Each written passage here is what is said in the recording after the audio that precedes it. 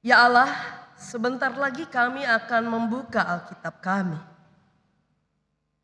Dan kami sebagai orang Kristen, kami tahu bahwa di dalam Alkitab kami dapat melihat karya dan segala hal yang boleh Tuhan teladankan di dalam kehidupan umat manusia.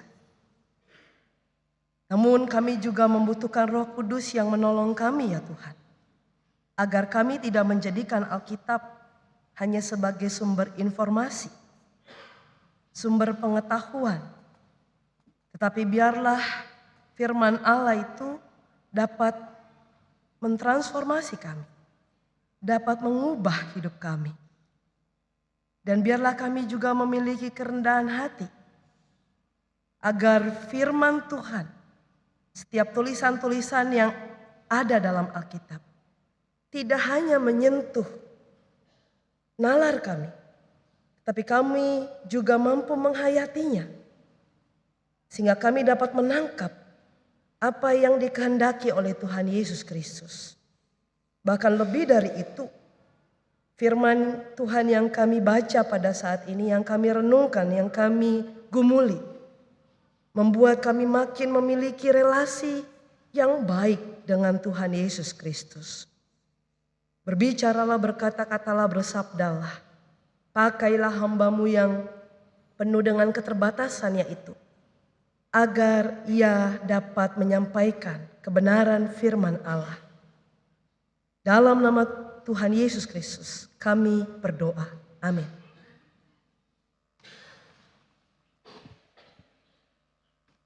Bacaan pertama diambil dari Kitab Para Rasul pasal 2 ayat 14 dan dilanjutkan pasal 36 sampai 41. Kisah Para Rasul pasal 2 ayat 14 dan dilanjutkan ayat 36 sampai 41. Maka bangkitlah Petrus berdiri dengan kesebelah rasul itu, dan dengan suara nyaring ia berkata kepada mereka, "Hai kamu orang Yahudi dan kamu semua yang tinggal di Yerusalem, ketahuilah dan camkanlah perkataanku ini." Ayat 36. Jadi seluruh kaum Israel harus tahu pasti bahwa Allah telah membuat Yesus yang kamu salibkan itu menjadi Tuhan dan Kristus. Dan ketika mereka mendengar hal itu, hati mereka sangat terharu. Lalu mereka bertanya kepada Petrus dan rasul-rasul yang lain, "Apakah yang harus kami perbuat, saudara-saudara?"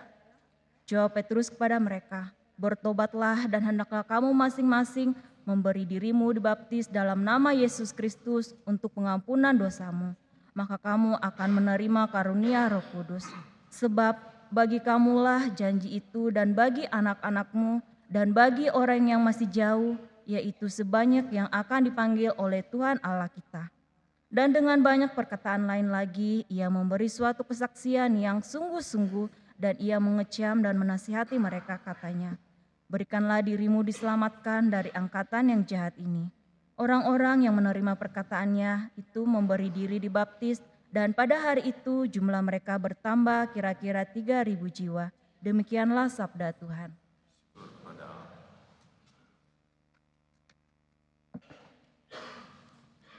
Marilah kita menanggapi bacaan pertama dengan menyanyikan Mazmur 116.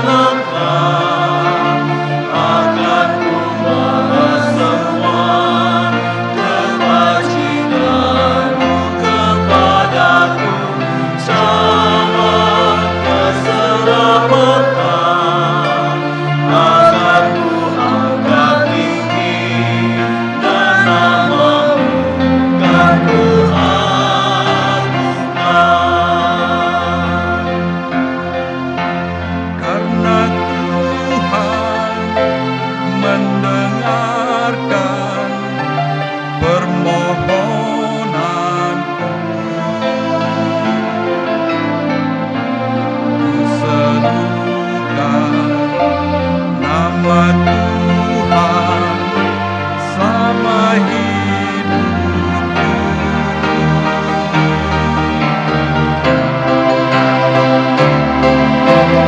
Tuhan bagaimanakah akan kubalas semua kebajikan-Mu kepadaku, cawan keselamatan akan ku angkat tinggi, dan nama-Mu kan ku agungkan. Tali maut melilitku, sesak hidupku.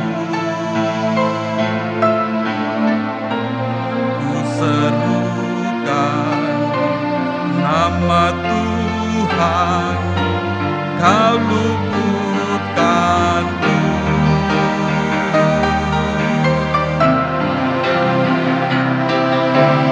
Tuhan bagaimanakah akan kubalas semua kebajikan-Mu kepadaku, cawan keselamatan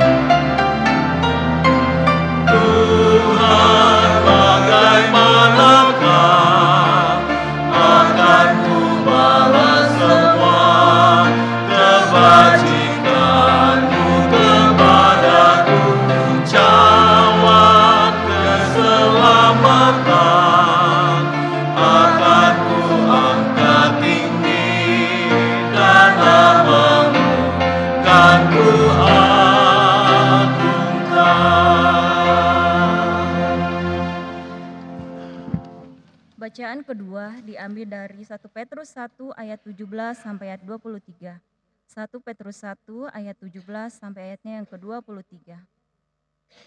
Dan jika kamu menyebutnya Bapa, yaitu Dia yang tanpa memandang muka menghakimi semua orang menurut perbuatannya, maka hendaklah kamu hidup dalam ketakutan selama kamu menumpang di dunia ini.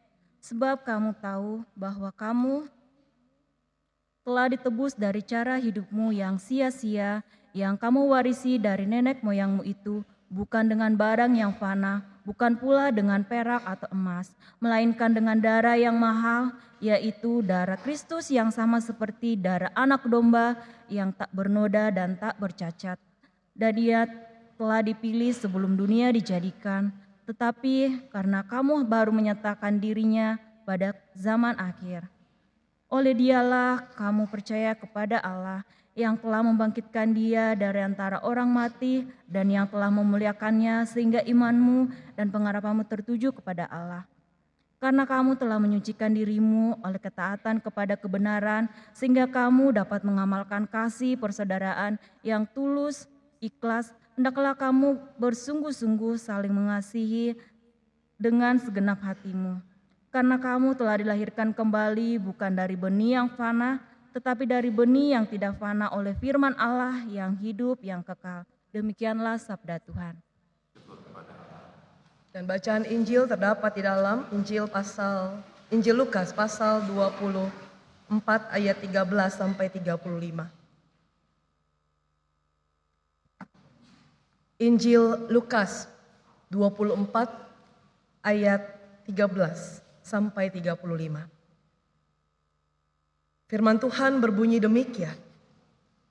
Pada hari itu juga 2 orang dari murid-murid Yesus pergi ke sebuah kampung bernama Emmaus yang terletak kira-kira 7 mil jauhnya dari Yerusalem, dan mereka bercakap-cakap tentang segala sesuatu yang telah terjadi. Ketika mereka sedang bercakap-cakap dan bertukar pikiran, datanglah Yesus sendiri mendekati mereka lalu berjalan bersama-sama dengan mereka. Tetapi ada sesuatu yang menghalangi mata mereka sehingga mereka tidak dapat mengenal Dia. Yesus berkata kepada mereka, "Apakah yang kamu percakapkan sementara kamu berjalan?" Maka berhentilah mereka dengan muka muram. Seorang dari mereka namanya Kleopas menjawabnya, "Adakah engkau satu-satunya orang asing di Yerusalem yang tidak tahu apa yang terjadi di situ pada hari-hari belakangan ini?" Katanya kepada mereka, "Apakah itu?" Jawab mereka, "Apa yang terjadi dengan Yesus orang Nazaret? Dia adalah seorang nabi yang berkuasa dalam pekerjaan dan perkataan di hadapan Allah dan di depan seluruh bangsa kami. Tetapi imam-imam kepala dan pemimpin-pemimpin kami telah menyerahkan Dia untuk dihukum mati dan mereka telah menyalibkannya.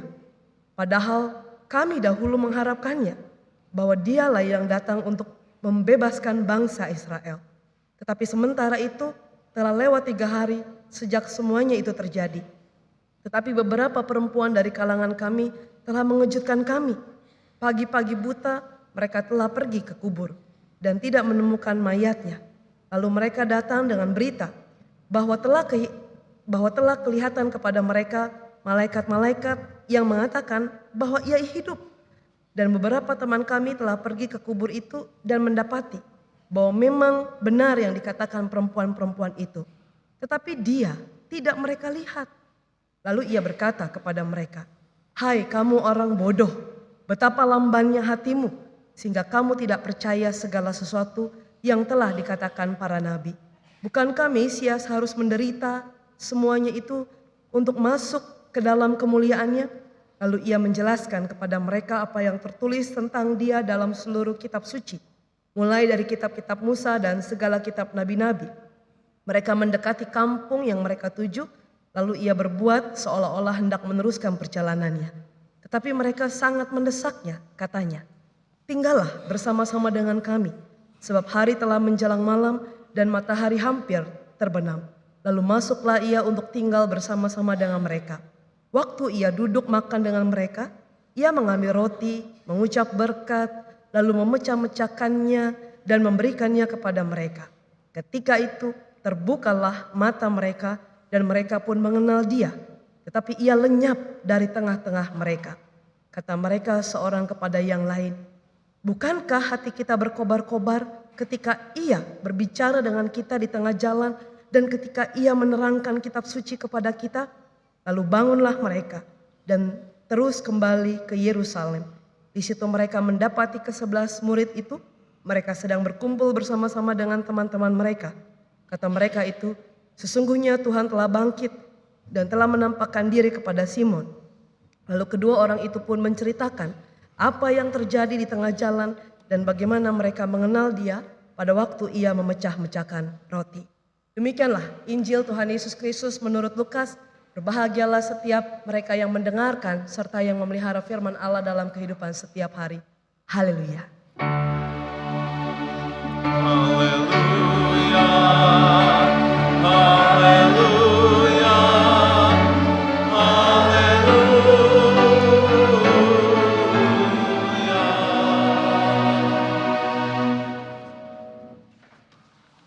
Bapak Ibu Saudara Jemaat GKI Pengadilan Bogor, selamat pagi. Apa kabar? Luar biasa baik, luar biasa sukacita. Bapak Ibu Saudara, perkenankan saya memperkenalkan diri karena ini kali pertama saya boleh bersama-sama dengan Bapak Ibu Jemaat dan simpatisan GKI Pengadilan Bogor. Saya Pendeta Riseida Novlia Pasaribu. Banyak orang yang agak susah menyebut nama saya, memang susah sih sebenarnya. Oleh sebab itu biasa saya disapa dengan nama tengah saya, Novlia. Saya dari GKI Sindang Laut Cirebon. Saudara, memang rada jauh dari sini begitu ya. Seperti halnya majelis jemaat yang memberikan tempat penginapan bagi saya yang jauh sekali di Antioquia. Ya, Antioquia itu jauh banget. Tapi hanya GKI Pengadilan Bogor yang bisa membuatnya dekat untuk sampai ke Antioquia. Saudara, saya melayani di sana. GKI Sindang Laut itu sebuah kecamatan dari Kabupaten Cirebon. 17 kilo dari kota Cirebon menuju Sindang Laut. Kalau Bapak Ibu liburan ke Jawa Tengah atau bisnis atau kongko atau apalah namanya itu ya, lewat Pantura itu akan melewati papan penunjuk saja sih, tapi tidak lewat daerahnya karena Sindang Laut itu biasanya menjadi sebuah jalur alternatif bagi orang-orang yang menuju ke Jawa Tengah ketika jalan Pantura tuh padat dan mengalami kemacetan. Siapa di sini yang orang Cirebon? Oh ada. Cuman satu? Nanti Bu kalau pulang kampung ke Cirebon silahkan mampir ke Sindang Laut, pasti tahu ya. Kalau nggak tahu Sindang Laut, saya meragukan kecerbonannya.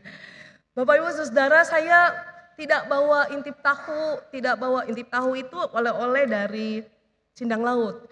Bukan udang, bukan sambal terasi karena itu oleh-oleh Cirebon. Saya tidak bawa apa-apa, saya hanya bawa salam hangat dari Majelis Jemaat GKI Sindang Laut.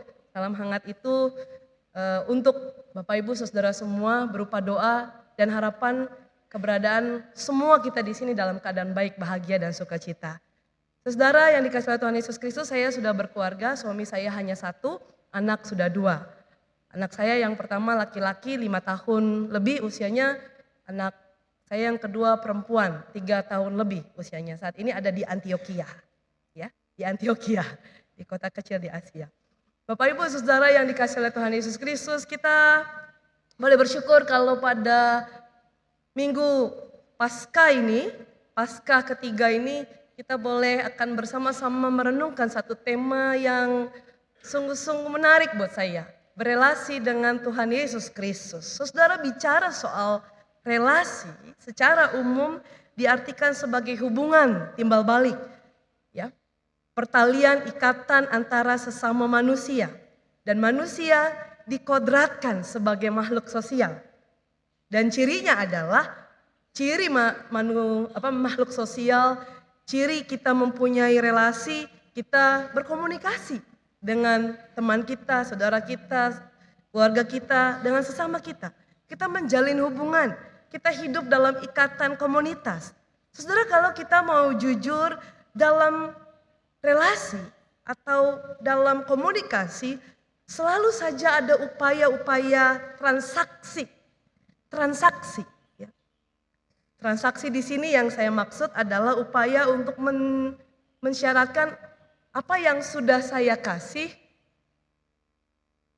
rasanya wajar kalau saya mendapatkan sesuatu. Ketika saya melakukan atau memberi sesuatu sebagai kewajiban, maka saya mendapatkan sesuatu pula sebagai hak saya. Misalnya saudara, hubungan suami istri idealnya adalah relasi saling melayani, idealnya. Namun banyak kita saksikan atau bahkan kita sendiri mengalami, ya, sudah berubah menjadi transaksi.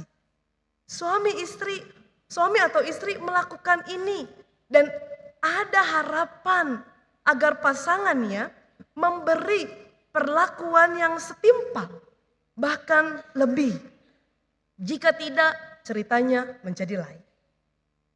Dalam kegiatan gereja, saudara, yang mengatasnamakan pelayanan pun sebenarnya kalau kita mau jujur tidak luput dari transaksi ini.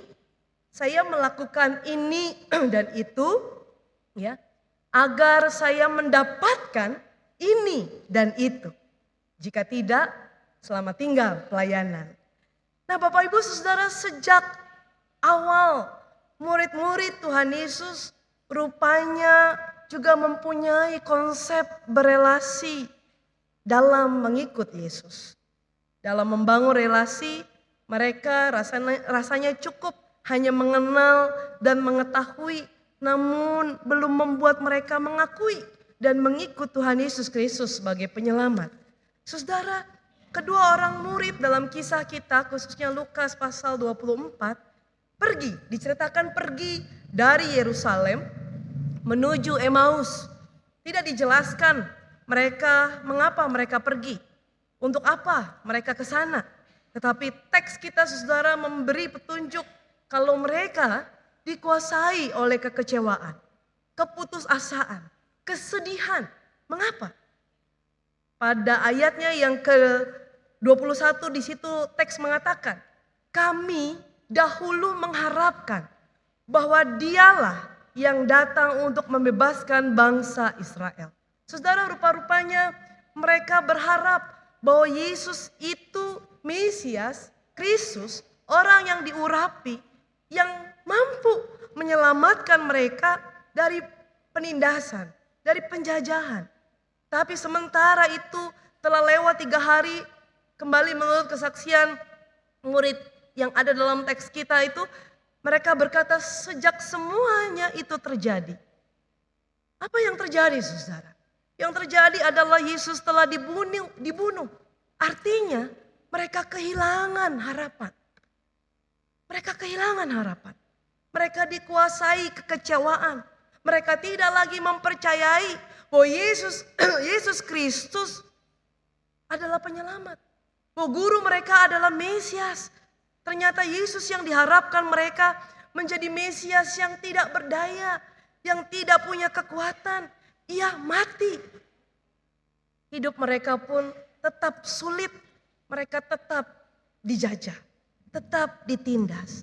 Saudara, terhadap mereka yang demikian, Yesus yang tidak mereka sadari berjalan bersama dengan mereka mengatakan, bukankah Mesias harus menderita semuanya itu untuk dapat masuk ke dalam kemuliaannya?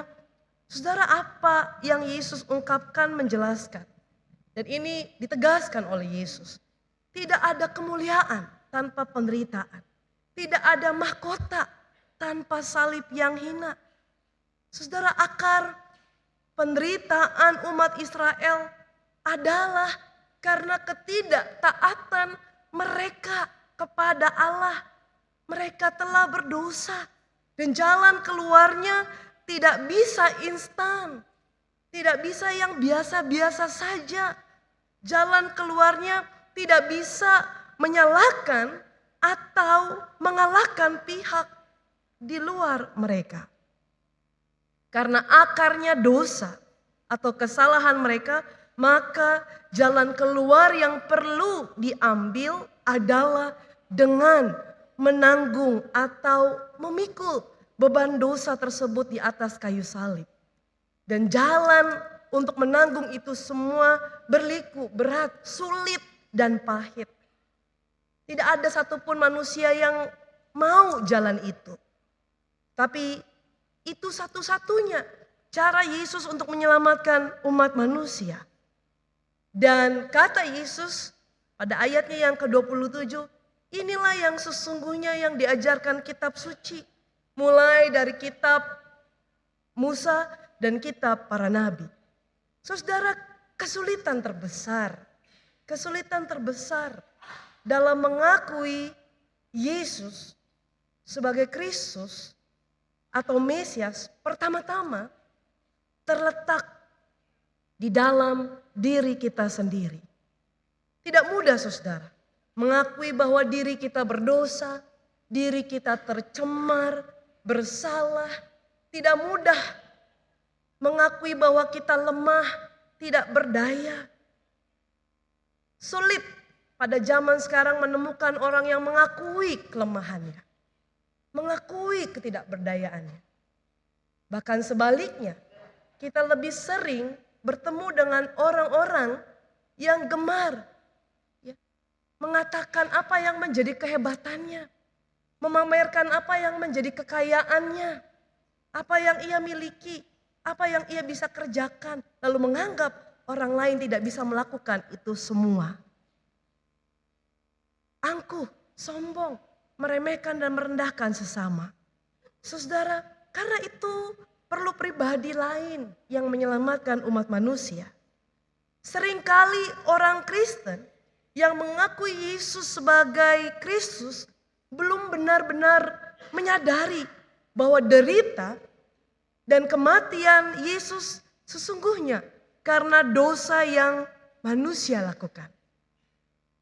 Seringkali orang Kristen yang mengakui Yesus sebagai Kristus belum benar-benar menyadari bahwa derita dan kematian Yesus sesungguhnya karena dosa kita. Dosa manusia, dosa saudara dan saya yang selama ini kerap kita lakukan. Sulit saudara mengakui itu. Yesus mati itu bukan karena saya. Bukan karena saya melakukan dosa. Karena tadi sulit rasanya kita mengakui kelemahan kita, pelanggaran yang telah kita lakukan.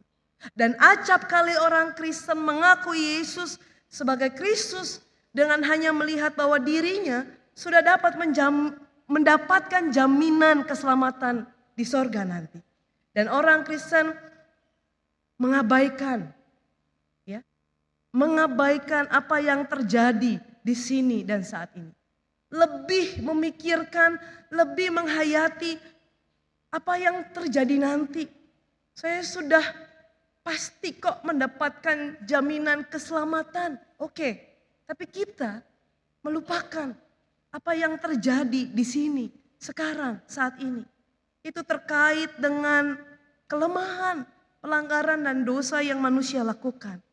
Tanpa menyadari dosa dan kelemahannya, seorang saudara tidak akan sungguh-sungguh menyadari bahwa dirinya memerlukan Kristus, memerlukan Mesias, juru selamat yang menyelamatkannya. Saudara, orang Kristen, mungkin kita, lagi-lagi sulit nih. Soalnya pendeta bilangnya mungkin sih, ya. Pasti kita.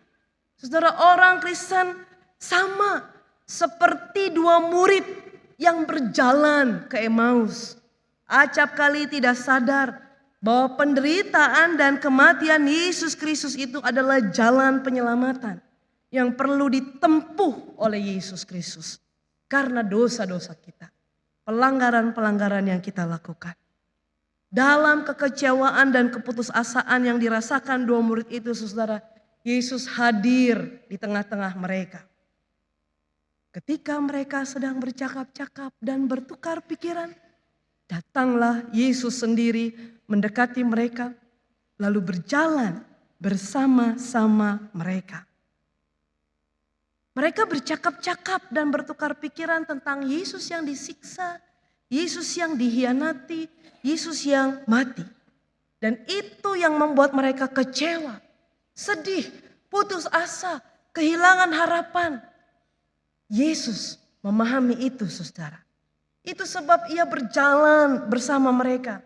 Lalu apa artinya ini? Apa maksud dari ini? Di dalam kekecewaan ada Tuhan. Di dalam kepahitan, di dalam kesedihan, Tuhan hadir. Dalam situasi tanpa harapan, sesungguhnya Tuhan senantiasa berjalan bersama dengan umatnya. Bapak, Ibu, Saudara yang dikasihi oleh Tuhan Yesus Kristus, peristiwa itu membuktikan kalau Yesus adalah Tuhan. Ia selalu menyertai umatnya. Ia adalah Immanuel. Ia adalah Tuhan yang bangkit dari kematian. Ia juga Tuhan yang mengerti dan mengasihi umatnya. Walau mereka ragu terhadap dirinya, ia tetap berjalan dan bercakap-cakap bersama dengan mereka. Ada hal menarik dari kisah ini, saudara. Walau Yesus bangkit, berjalan serta bercakap-cakap dengan dua orang murid ini, mereka tidak dapat mengenal dia. Karena ada yang menghalangi mata mereka. Saudara, memang Alkitab tidak menjelaskan apa yang menjadi penghalang. Sehingga mereka tidak mampu mengenal Yesus Kristus yang berjalan bersama dengan mereka. Salah satu kemungkinannya, saudara, adalah kesedihan itu sendiri. Kesedihan yang mereka alami begitu mendalam, keputusasaan. Dan keterangan ini, saudara, bisa kita lihat dari ayatnya yang ke-17. Dikatakan di sana, muka mereka muram. Mereka begitu sedih, putus asa. Sebab walau mereka mengetahui Yesus berkuasa dalam pekerjaan dan perkataan, tetapi Yesus tersalib. Yesus mati. Yesus tidak punya daya apapun menurut mereka. Saudara, inilah yang mendorong mereka kembali ke Emmaus. Kemungkinan besar mereka ingin kembali ke kehidupan mereka yang semula. Mereka tidak lagi mengikuti Yesus dan tidak mau lagi mengikuti perintahnya. Saudara yang dikasihi oleh Tuhan Yesus Kristus, banyak orang Kristen yang tahu kalau Yesus berkuasa dalam pekerjaan dan perkataan. Tetapi pengetahuan itu dibatasi oleh kemanusiaan. Maksudnya adalah, saudara, orang Kristen tahu bahwa Yesus berkuasa, tetapi karena memahami kekuasaannya dalam pengertian manusia yang terbatas, maka Yesus dianggap tidak sanggup melakukan hal-hal di luar batas kemanusiaan. Jadi kalau Yesus telah mati, ia tidak bisa menjadi harapan bagi orang percaya. Bukankah ada orang Kristen yang seperti itu? Yang meyakini atau mempercayai Yesus sedangkal itu. Mengetahui Yesus itu berkuasa, tetapi ia tidak sungguh-sungguh menghayati kalau Yesus adalah Tuhan yang sanggup melakukan hal yang luar biasa. Ia sanggup melakukan hal yang suprarasional atau di luar kemampuan manusia. Mengakui bahwa Yesus itu Tuhan berarti mempercayai Dia yang akan selalu sanggup melakukan hal-hal di luar batas kemampuan manusia. Bapak, Ibu, Saudara yang dikasihi oleh Tuhan Yesus Kristus, apa yang bisa kita pelajari dari firman Tuhan kita kali ini? Mendengar dan mempercakapkan Yesus yang menderita, mati, dan bangkit belum otomatis membuat kedua murid mengenal siapa Yesus yang menderita itu. Siapa Yesus yang mati. Siapa Yesus yang bangkit itu. Baru ketika tinggal bersama Yesus, mereka mengalami peristiwa perjamuan malam bersama Yesus, mereka berubah. Penting bagi murid Tuhan untuk tidak sekedar jalan bersamanya.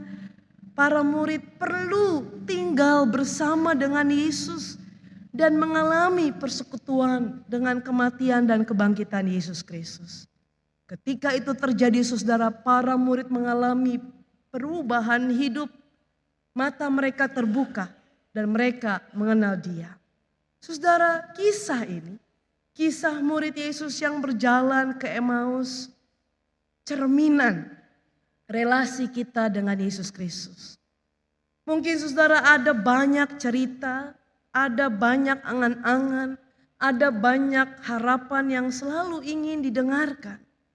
Namun sebaliknya sulit bagi kita untuk mendengarkan dan menyimak Yesus yang menyatakan dirinya. Contohnya saudara, dalam doa-doa yang kita panjatkan kepada Tuhan Yesus Kristus. Selalu kata-kata kita diarahkan kepada Kristus dan kata-kata itu tidak pernah berhenti memohon ini dan itu. Sebagai orang percaya saudara, ya, nafas hidup kita adalah doa. Maka saya percaya bahwa jemaat GKI Pengadilan Bogor di sini orang yang rajin berdoa. Ya, pasti rajin berdoa. Dan dalam berdoa saudara, pasti kita menaikkan, memohon ini dan itu. Ada yang sedikit, ada yang banyak. Lebih sering banyak, sama seperti saya saudara. Minta itu, minta ini. Kadang-kadang tanpa kita sadari kita tidak segan mengatur dan menyuruh Tuhan bertindak sesuai dengan keinginan kita. Saudara, melalui doa, tanpa kita sadari kita memaksa Tuhan, hanya Tuhan yang mendengarkan saya. Hanya Tuhan saja yang harus mendengarkan saya. Yang menyimak apa yang saya katakan. Apa yang saya ucapkan. Apa yang saya sampaikan. Lalu kita mengabaikan bahwa kita perlu saudara mendengarkan Tuhan. Kita perlu menyimak apa yang disampaikan oleh Tuhan. Dan hari ini firman Tuhan mengajak kepada kita. Untuk kita mencoba berdiam diri. Kita meneduhkan hati dan jiwa kita. Biarkan Dia yang menyatakan diri itu berbicara kepada kita. Dan kita mendengarkan, kita menyimak. Biarkan Dia yang telah menyatakan diri itu saudara melalui berbagai macam pelayanan. Bahkan pengorbanannya mengoreksi. Mengoreksi semua keinginan kita yang seringkali tidak pada tempatnya. Sampai kita mengalami sendiri apa yang disebut kebangkitan itu. Itulah saudara relasi yang harus dibangun antara kita dengan Allah. Bapak Ibu saudara yang dikasihi oleh Tuhan Yesus Kristus. Bagaimana relasi kita dengan Allah selama ini? Tentu dalam hidup ini saudara ada banyak pergumulan, pengharapan, kesulitan, atau juga kesukacitaan, kebahagiaan hidup yang kita alami. Apakah dalam situasi seperti itu kita sudah mendengar, menyimak, membangun relasi dengan Kristus yang berjalan bersama dengan kita, yang hadir di tengah-tengah pergumulan kita, yang mengaruniakan kekuatan kepada kita sehingga kita mampu menghadapi berbagai macam tantangan, pergumulan, kesulitan hidup. Sekaligus yang menganugerahkan kebahagiaan kepada kita. Yang memberikan berkat-berkat yang terindah dalam hidup kita. Apakah kita merasakan bahwa Allah berjalan bersama dengan kita? Apakah kita merasakan bahwa Allah bercakap-cakap dengan kita? Apakah kita merasakan bahwa Kristus menegur, menguatkan, menghibur supaya kita makin hari mengalami perubahan diri. Kita menjadi saksi Tuhan, menjadi saksi Mesias. Kinilah saatnya saudara untuk kembali melihat relasi seperti apa yang telah kita bangun dengan Tuhan Yesus Kristus. Amin.